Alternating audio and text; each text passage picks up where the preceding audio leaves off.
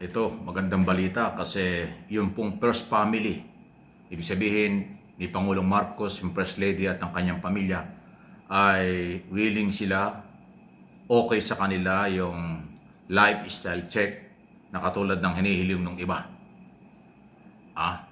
Kung yung iba ayaw magpa-lifestyle check pero sila ay open pala.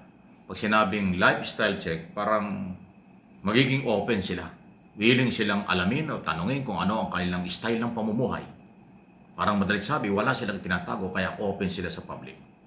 At bilang pagpapatunay, hindi lang ho sa salita, pati sa gawa, si Congressman Sandro Marcos, ang anak na panganay ng Pangulong Marcos at congressman ng unang distrito ng Ilocos Norte, ay humarap na po sa investigasyon ng Independent Commission for Infrastructure. Pagpapatunay lang ito na sila'y walang itinatago at willing humarap sa investigasyon at lifestyle check. O yan o. Ito, tingnan nyo, pakinggan nyo ito. Do you swear to tell Pinanumpa the siya truth, dun sa harap. and nothing but the truth before this honorable commission? I do. Yan o. Will you please state your name, address, and other personal circumstances? Sa ICI po My yan. name is Ferdinand Alexander Araneta Marcos, address 41 Nara Street, South Forbes, and I'm currently the first district representative of Ilocos Norte. Witness now is under oath and ready to testify, Your Honors. Witness may now put down their hand. Sir, the commission notes that you have sworn to tell the truth, the whole truth, and nothing but the truth in this proceeding. And therefore, please note that this hearing will be recorded both on audio and video. By proceeding, you understand that anything and everything that you say here can and could be used as evidence by this commission in the pursuit of its functions under Executive Order 94, which includes the use of the recording, transcript, affidavits, and document in this hearing as evidence in any court or legal proceeding. Do you consent to the recording? Yes, sir, I do consent to the report. Do you also consent that we live stream this hearing or subsequently air it on a later date on television and other forms of mass media, including social media, in accordance with the ICI live streaming guidelines? With regards to that, sir, I'd like to defer to my counsel. For the record, good counsel, can you please state your name? Ayan o. and So position? ayan o. Malinaw po yung pagpipresenta. O kung yung mga gunita ay una pong ginawa dyan ni Congressman Sandro Marcos, sinulatan niya yung ICI. At siya ay nagbo-volunteer na siya ay sumailalim sa investigasyon. At yan ang ako pagpapatunay, tinanggap yung kanyang request at siya ay nagpunta dyan, nanumpa pa siya na kanyang sasabihin ang lahat ng kanyang nalalaman. Pagpapatunay ito na ang pamilyang Marcos sa aking pong opinion at interpretation sa mga balitang, mga akusasyon at kanilang mga sinasabi, hindi sila nagtatago. Bahagi sila naghahanap ng katotohanan. Dito ho sa mga controversial na grappling korupsyon na ngayon po ay pinag-uusapan at marami pong nasasangkot at isinasangkot. Malayong malayo itong ginagawang ito ni Sandro Marcos kaysa ginawa ng anak na dating Pangulong Duterte na si Pulong Duterte. Si Pulong Duterte inimbitahan na ng ICI para magpaliwanag at tumarap at bigay ang kanyang pagkakataon para doon sa kanyang mga pwedeng nalalaman at proyekto sa Davao. Tumanggi pa. Ayaw dumalo at binanatan pa ang ICI at ang Malacanang. So, doon yung makikita yung pagkakaiba ng lahi o style ng mga Duterte kaysa sa style ng mga Marcos. Hindi ko sila pinag-aaway, pinagkukumpara ko lang dahil buhay na buhay ang katotohanan. Si Marcos na anak ng Pangulo, incumbent president, voluntaring humarap sa investigasyon. Yun namang anak ng dating Pangulo, inimbitahan na. Tumanggi pa. Yan na. Ano ang iyong masasabi yan? Pagpapatunay lang na willing ang first family sa lahat ng mga pagsusuri ng mga gustong magsuri. Kung ano ho ang style ng buhay nila at sumailalim din sa mga investigasyon. Okay? Related po sa iba nating mga balita pa, please like and share itong ating mga topic. God is good talaga all the time.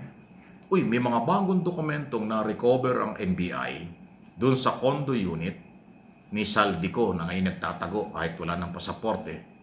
Diyan po sa Portugal daw po, sa Europe. At yung kanyang condo diyan sa BGC, Bonifacio Global City sa Taguig, ang ni-raid ng NBI. At mga dokumentong napakahalaga. Alam niyo kung ano mga dokumento? Mga kontrata raw.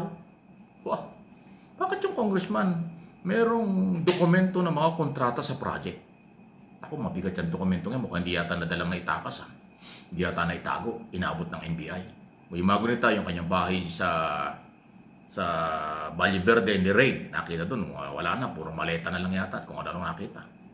Pero doon sa bahay na yung kanyang malaking kondo dyan sa BGC na sabi ni ng mga testigo sa Senado, doon sila nagdi-deliver ng mali-malitang pera.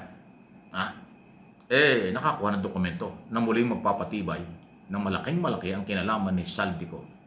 Kasi parang sa lahat ng transaksyon, hindi lang sa Public Works, pati sa Department of Agriculture, pati sa Department of Education, pati sa LTO, nabanggit na rin, at kung ano pa dahil sila yung nakakuha ng project sa paggawa ng mga building ng LTO, marami. Matindi yung mga dokumentong ganyan. Matindi. So, tingnan natin kung ano mangyayari dyan. Hawak na po ng NBI ang mga sensitibong dokumento. Si Saldico ay tinuturi ng pugante kasi may warrant of arrest, ayaw bumalik ng bansa. At ngayon, nakansila na ang pasaporte pero nasa abroad pa na posible raw na mayroong ibang passport ito.